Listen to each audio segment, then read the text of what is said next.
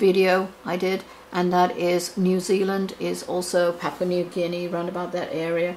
They're going to be experiencing rather larger earthquakes, and as the plate, I feel, is rapidly shifting, and subsequent settlement throughout the whole region, as far upward as Taiwan. So this whole region is being affected by this. So every time there's one here, it gets pushed with this way. That's what I'm seeing anyway. Australia, I don't know if it's been experiencing earthquakes, but they're going to be experiencing more earthquakes round about that region in this triangle here. And that's because of the earthquakes from New Zealand, and they're having a counter effect. And really, if we go back to Google, and this is an actual map here, where are we? Now let's go this way.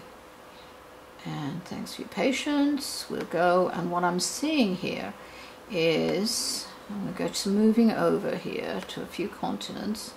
And this earthquake activity, yes, all of this is going to be going through earthquake activity. But let's go back down to Papua New Guinea, which is here. And in this here, Solomon Islands, there's a lot of activity. But it's really this plate here that's having the effect. And that's why Australia is going to have, around about here, that you're going to see a lot more, not huge quakes, but definitely earthquakes subsequent to in that area here. Okay, going through on earthquakes here, yes, there will be, but we're going to go over some other areas here in a minute. But there's a lot more I will address, or can, but at the moment we're going to go over other weather phenomenons. And I'm seeing that there is going to be far more ferocious storms, cyclones, that will be hitting the lower part of India's coastal regions, I'm afraid. So it's as if the heat is increasing and it's going through these coastal regions, and they are being affected. Sri Lanka a tiny bit, but for some reason there's kind of a funny kind of eddy there that kind of increases activity there. So I hate to say there is coastal flooding there as well because of that, cyclones. There will be additional storms and intense flooding in areas of Thailand, Malaysia, and the Philippine Islands, I'm afraid, in certain low-level islands as well. There'll be more flooding due to heavy storm systems in Australia, I'm afraid. I am sorry to say that, as they have suffered horribly this last few years. But I hate to say it, they are going to experience far more heavy storm systems in Australia. They're going to have the plus and not plus and minus, but they're going to go into extremes like last year, other than the severe drought conditions, which they will be experiencing, I'm afraid. The heat index will also increase, not only throughout Australia, but most of the world. On a side note, I'm seeing more in Saudi Arabia and New Zealand, where their spikes are going to occur, and a lot more countries. But I'll try and put them in the book. I'm trying to finish it up, so that's why it'll never get out if I put everything in.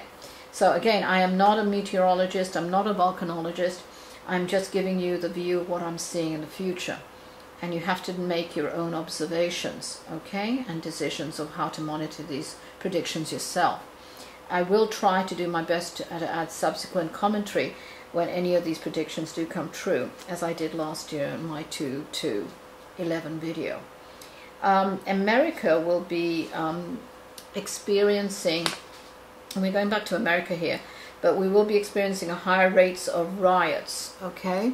And with the, I'm afraid what we're seeing is we're going to be experiencing far higher rates of, in America, riots, even though it will be under the guise of confrontation about 2012 elections. And there are other agendas at play here. If you don't know it now, there is. So obviously people are lobbying and jockeying for position and power here. I'm talking about the political parties. There will be several different age groups with different agendas going on, and with not only riot mentality, but alternatively also voicing their opinions. The most active and not so much rebellious but violent maybe violent groups are going to be from the years 14 years to 26, and they're the ones who are going to be far more devastating and confrontational with police, I'm afraid. The 24 to 38 to kind of 42-year-olds are more across from the first group, but more active in being non-physically violent, but more rhetoric and argumentative, being more verbal and within the law, using their voice to show their disapproval and their own thoughts and opinions. The last group is from 35 to 80 plus. This group will be totally frustrated and be more subversive. They will voice their opinions more in a way of word of mouth and actually money. I do see. In other words, they'll back the people that they want to see change within their communities and still have an effect that way. Again, as I predicted how many years ago too, continuously, that the riots were happening and the revolutions against countries, governments, that is, countries' governments, demonstrations will increase in many of the countries. Africa, Europe, certain European countries, Italy, I'm seeing far more, Ukraine, also in some in Croatia, America, a few in Australia, India, China, Iran, Iraq are the one peaking, but there are going to be far more countries, I'm afraid. These are not only because they again the established government political regimes, but also again established religious persecution and control over basic rights and humanities. So these are people who are, not exactly Joe Blow, but people who really are impassioned, that they, even at risk of their own life and families, they will voice their opinion. They don't want to keep quiet. And this is again covered in the book, why people are being far more impassioned about their beliefs. A lot more of this will be covered, as I said, in the detailed in the book, Epoch Succession, which I've got a separate video of some of the subjects I'm covering, which is being uploaded at the same time as this one.